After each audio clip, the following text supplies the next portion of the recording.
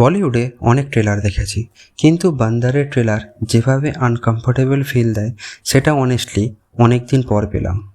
সবচেয়ে শকিং ব্যাপার, এই সিনেমাতে ববি দেওয়ালকে কমপ্লিটলি ডিফারেন্ট ক্যারেক্টারে দেখানো হয়েছে। ট্রেলার শুরু থেকেই একটা ডিস্টার্বিং টোন ক্রিয়েট করে। সব কিছু খুব র আর পুরো অ্যাটমসফিয়ারটা অনুরাগ কাশ্যপের সিগনেচার স্টাইল ক্যারি করেছে। ববি দেওয়ালকে এখানে নর্মাল হিরো হিসাবে দেখানো হয়নি, বরং একটা কন্ট্রোভার্সিয়াল, সাইকোলজিক্যালি আনস্টেবল মানুষ হিসাবে প্রেজেন্ট করা হয়েছে।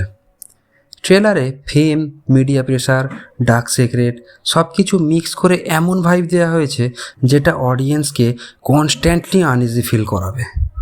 আর অনেস্টলি বললে, এই ট্রেলারের সবথেকে স্ট্রং পয়েন্ট হলো এর সিনেমাটোগ্রাফি। প্রতিটা ফ্রেম ডার্ক আর রিয়েলিস্টিক লাগছে। কোনো বলিউড লোক নেই, সব কিছু ইন্টেনশনালি রাফ রাখা হয়েছে, যেটা মুভিটার টোনকে আরও ইন্টেন্স বানায়।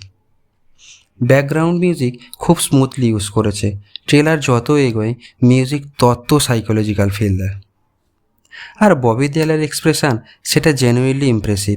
যত ওনার স্ক্রিন প্রেজেন্স দেখছি মনে হচ্ছে কেরিয়ারের বেস্ট ফেজে আছে।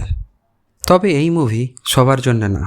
যারা কমার্শিয়াল এন্টারটেনমেন্ট বা মাস অ্যাকশন পছন্দ করো, তাদের কাছে এই মুভি স্লো লাগবে। অনুরাগ কাশ্যপ যেহেতু ডাইরেক্ট করছে, তাই কন্ট্রোভার্সি আর শকিং মোমেন্ট তো থাকবেই।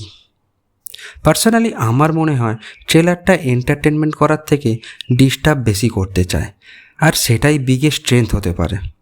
তোমাদের কি মনে হয়, ববি দেওয়াল কি আবারও সারপ্রাইজ করতে পারবে? কমেন্টে জানিও।